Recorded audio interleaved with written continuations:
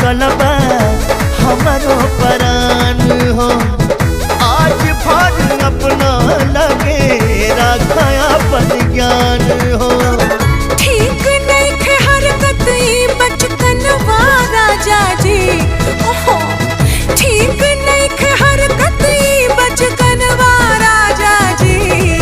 बाजा मारे में तुरबा, हाँ बाजा मारे में तुरबा नाये माए कहनवा राजा जी। बाजा मारे में तुरबा नाये माए कहनवा राजा जी।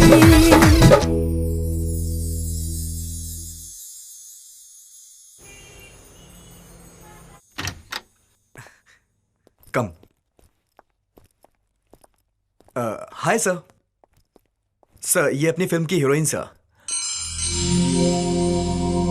बम्ब बम्ब ब्लास्टिंग जी, wow super sexy mind blowing. Raj तुम्हारे ये फिल्म सुपर हिट, तुम स्टार डायरेक्टर, ये star heroine, super beauty. 2 minute में आया सर। वॉक एक कॉल करके आता हूँ। You continue. तुम हमको पहले मिलती ना तो इंडस्ट्री में राज करती, पर डोंट वरी मैं तुम पे पैसा लगाऊंगा, but you will be the hot cake of the industry. Thank you sir. मैं तुम्हें रातों रात स्टार बना दूंगा, तो यू आर रेडी ना? Yes sir. Bomb bomb blasting, बम्ब ब्लास्टिंग।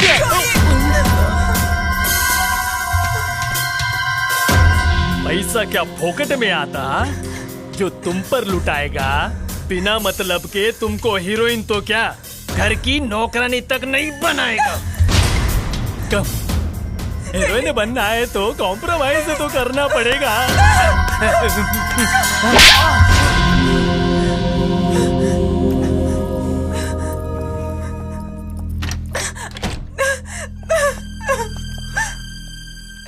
राज, तुम मुझको कॉम्प्रोमाइज करने के लिए छोड़कर आ गए। छोड़ के आ गया तो क्या? हाँ? मतलब तुम इस फिल्म की हीरोइन बनने वाली हो और इसमें कौन सी नई बात है यार? राज, हम आपस में प्यार करते हैं और फिर भी तुम। Oh hello, please, you not me. मेरे भी कुछ सपने हैं, मैं डायरेक्टर बनना चाहता हूँ यार, और मैं किसी और के सपनों की सीढ़ी क्यों बनूं? हाँ? मुझसे कोई उम्मीद मत रखना please. If you are agree कॉम्प्रो then you call me, otherwise bye by.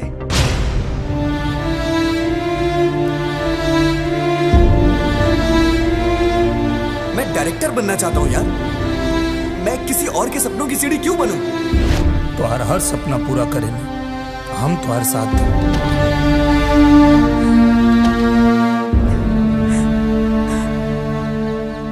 झुमका झुलनिया दीहा दीहा पैजनिया ओही ठगिनिया के ना। दुल्हन, अरे बचवा के खाना दे दा हो। दिलवा दीहा नाए रजसवा तीनिया के ना। तुमच्याद्वारे डायल केलेला क्रमांक सध्या अरे अरे अरे अरे बिटिया, बाप को गोड़ दबा। अरे रउआ बैठी ना, हम ले आवतनी। बाबूजी पैर सीधा करी। बाबा की तनी कविता सुना। हाँ सुनावतानी। मछली जल की रानी है, जीवन उसका पानी है।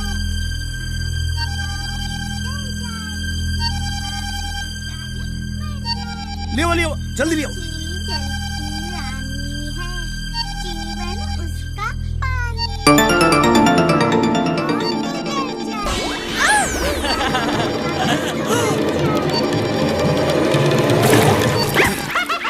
ठीक है कहलू।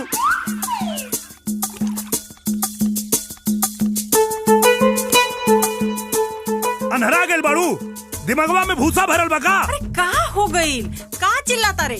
काहे चिल्लाता रे मतलब? अरे मोबाइल पानी में गिरा देला सी बैल। तो दूसर किन ली है बेटा? दूसर किन? अरे तो के मालूम बा एमे कितना जरूरी नंबर रहला, अब हम कैसे फोन लगाई? कौनो प्रधानमंत्री के नंबर रहला का जे इतना चिल्लाता रे? एगो टुच्चा मोबाइल के खातिर हमरा पतोहू पे चिल्लाई पे त तोर कपार कुछ दे का कुछ दे। चुप खो, तू ही खा। केहू गलती करी तो हमारी के डांटत रहेले, हमरो याद नहीं करे। चंपा, The number you have dialed is currently unavailable.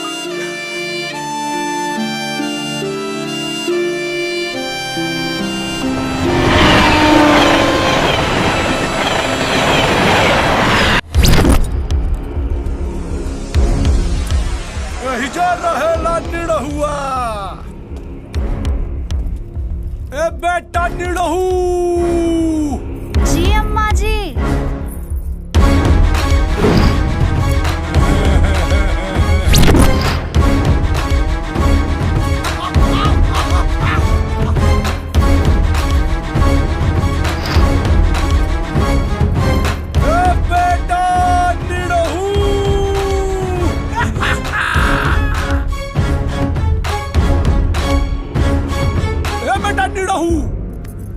अरे देखो तुम्हारे रिश्तेदार आए हैं, कहाँ हो?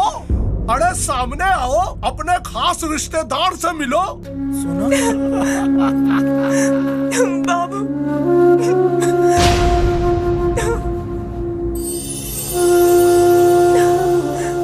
अब हमसे और बर्दाश्त नहीं होता है बाबू। तुम्हारी सोना मर जाएगी, मर जाएगी तुम्हारी सोना, मर जाएगी। अभी समय है, ये नाटक खत्म कर दो, मैं तुम्हारे पैर पड़ती हूँ। सोना उठा, सब ठीक हो जाए सोना। कह रे झारखंडे, तू अपन पाँव पर ठीक से खड़ा भी ना हो पौले, अब फिर से नया नाटक शुरू कर दे ले। बुढ़वा पगला गई का? निकला, चला यहाँ से, चला निकला यहाँ से। चाची क्या कड़ा के निकाला ताड़ू, असली के धकियावा ताड़ू। अरे बोल नकली से बतिया तारू। हाँ मतलब अरे मतलब की है तोहार असली पतोहिया जकरा से निरहुआ बियाह कैले बा। अरे इ त सब काम पैसा लेके करेले और एकर इ तो भाड़ा पे आइल बा। तोरा ई बात के कैसे मान ले सन? के जड़ीवाल के दामाद तोरा के सबूत चाहिए हैं? अरे हमने सबूत के साथ आइल बानी। हाँ गरमा गरम सबूत बा। ए भाई साहब सामने आइए। नमस्ते। ई के बा? ई के बा? ले अरे यह तो बा भाड़े वाली का बॉयफ्रेंड। अरे तोहार घर लूट के इन्हीं का घर भराता। अब विश्वास न होके तो निरहुआ से पूछो। अब बेटा निरहु बोल। बेटा ये सब सच बा? हाँ माई। अगर ई तोर मेहरारू बा तो एकरा के लेके कहे आ गई ले? माई तू जल्दी जल्दी में इनके मुंबई भेज दे लू और ओगरी सोना घरे ना रही। अब हड़बड़ी में हमके समझ में ना आयल कि हम का करी, तो भाड़ा पे इनके पतो बना के रख देनी। हे भगवान, हम घर के लक्ष्मी के टुकरावत रहनिया और जे हमार कुछ ना रहल है हे लुटेरी के हम कपारे पर बैठौले रहनिया। हट हमरा के माफ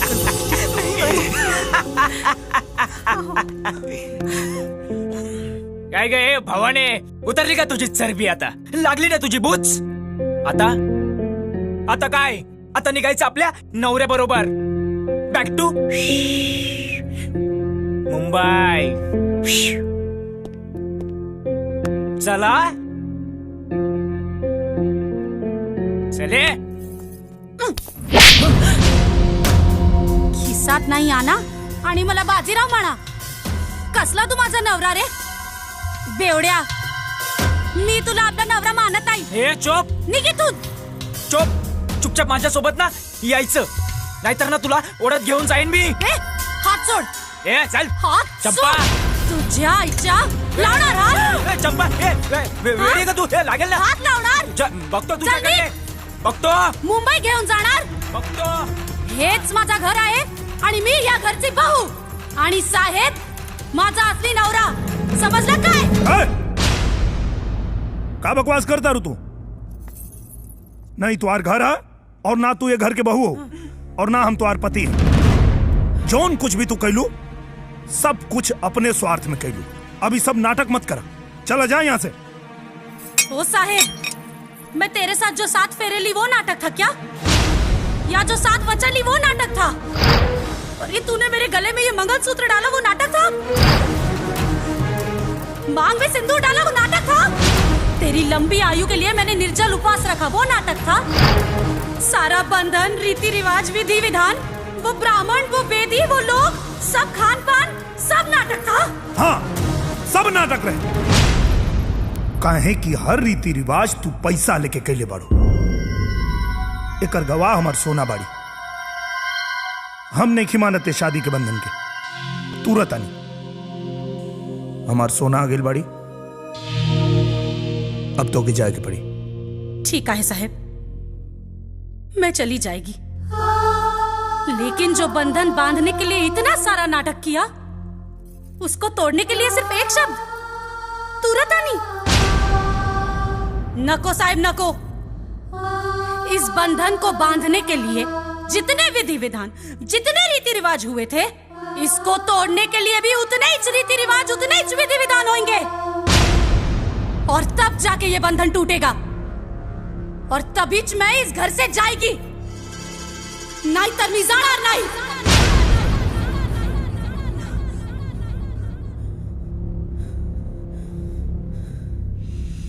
मंजूर बा, हमरा के सब मंजूर बा। बेटा तैयारी करा।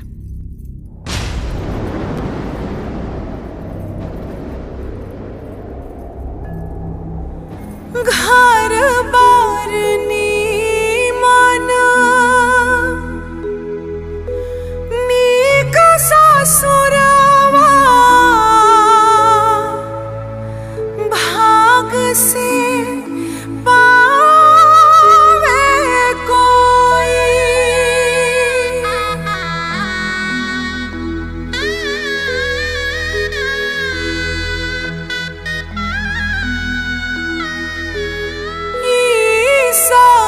छूटल हमसे बढ़ के कौन अभागिन होई। खजनवा सब तेजब रे छोटी ननदी।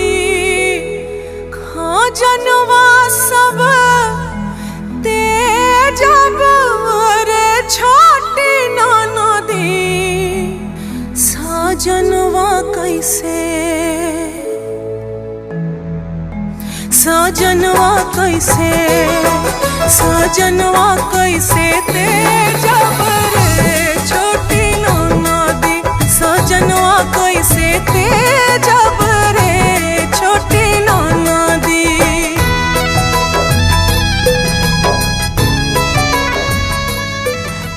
शुभ तलाक शुभ तलाक।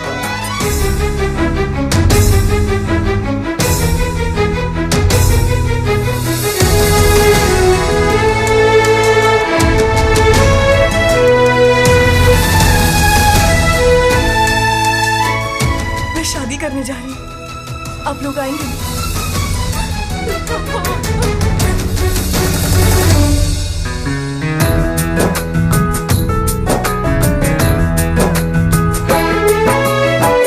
टिकवा टिकुलिया झुमका पायलिया सगरो सिंगार भाया धूरा। कवनो सुहागिन के दिल का पियसिया पियवा के प्यार करे पूरा।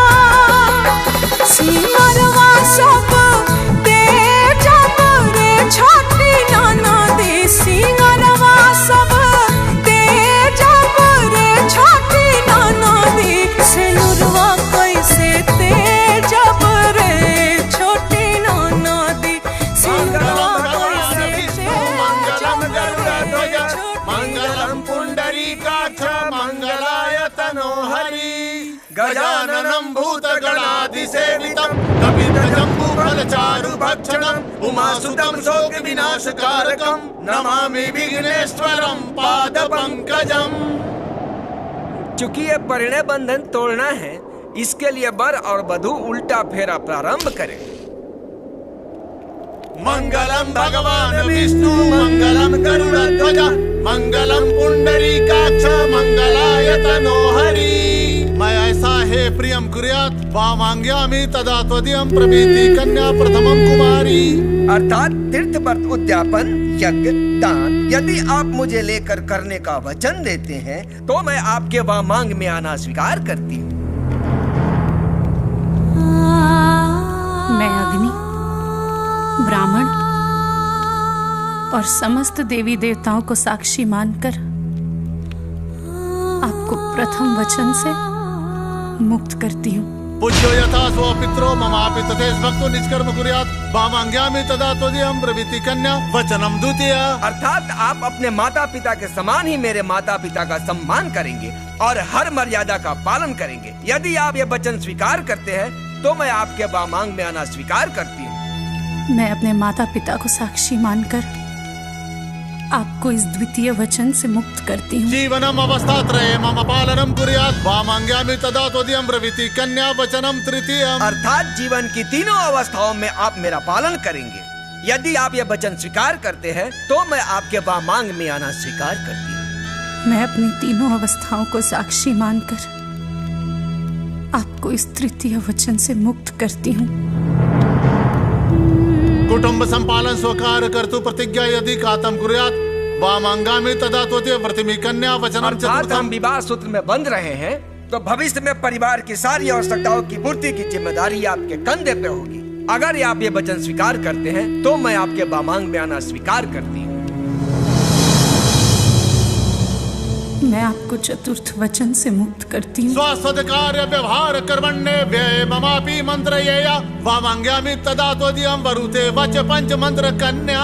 अर्थात अपने घर के कार्यों में विवाह आदि लेन देन या अन्य कहीं भी खर्च करते समय यदि आप मेरा राय लिया करेंगे तो मैं आपके वामांग में आना स्वीकार करती हूँ।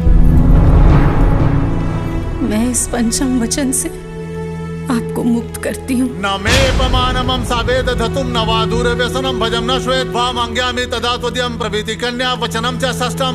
अर्थात यदि मैं कहीं सहेलियों के साथ हूँ तो आप सबके सामने मेरा अपमान नहीं करेंगे। जुआ या अन्य किसी तरह की बुराइयों को आप हमेशा अपने से दूर रखेंगे। यदि आप ये वचन देना स्वीकार करते हैं तो मैं आपके वामांग में आना स्वीकार करती हूँ।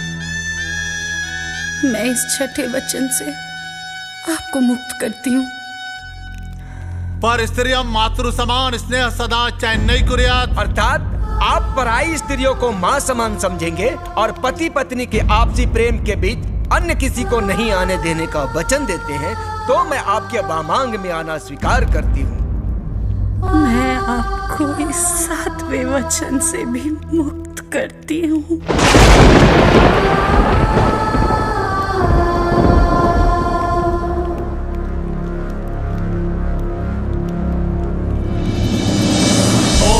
अस्य शब्द वचन भंग पूर्ति तत्पश्चात् पाणि ग्रहण संस्कार विच्छेदन कार्यम् अहं करिष्यामि।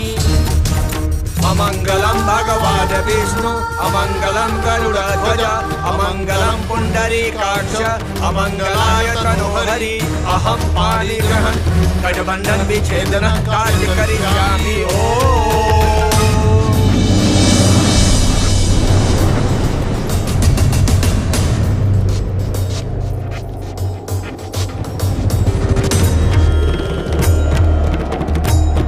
सारे वचनों से मुक्त करने के बाद अब आप इनकी वामांगी नहीं रह गई, इसलिए अब आप दाहिने तरफ बैठे।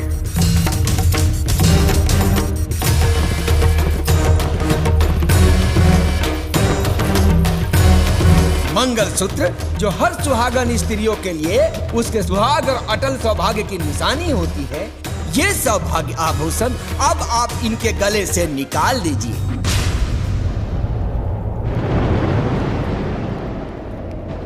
सौभाग्य सूचक मंगलसूत्रम विच्छेदनहं करिष्यामि।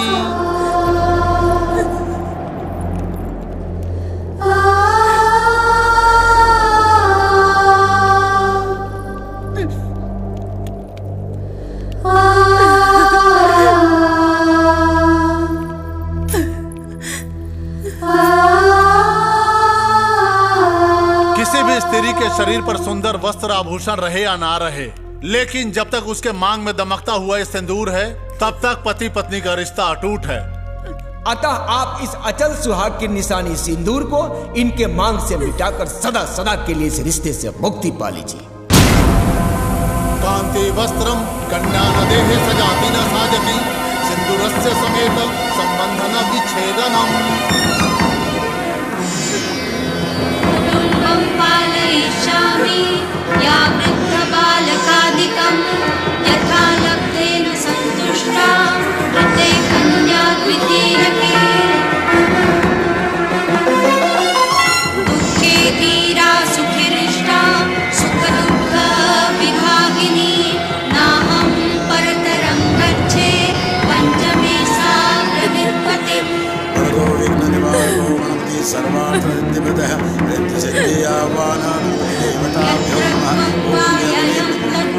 नाहं वञ्चे प्रियं वचित् नाहं प्रियेण वञ्चास्मि कन्या षष्ठे पदे ब्रवीत्।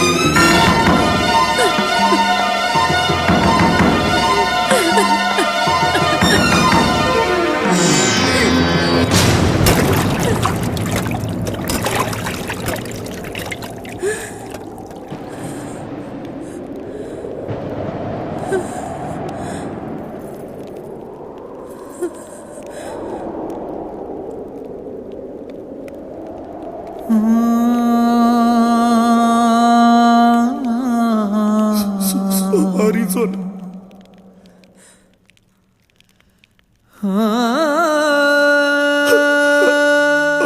माफ कर दा। हम साथ फेरा साथ बचन तूर सकता नहीं।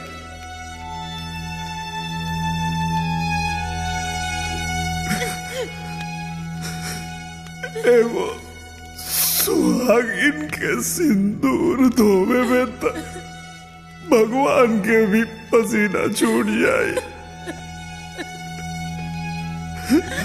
तो हमार काव का था ये अनर्थ हमसे ना हो ही सोना।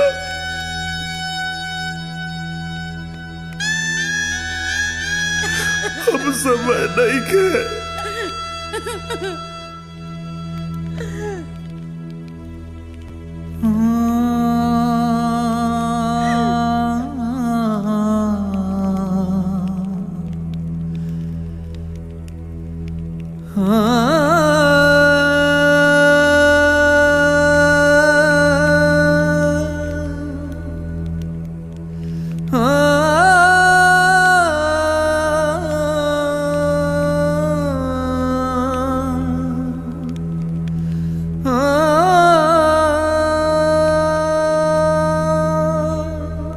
चंपा,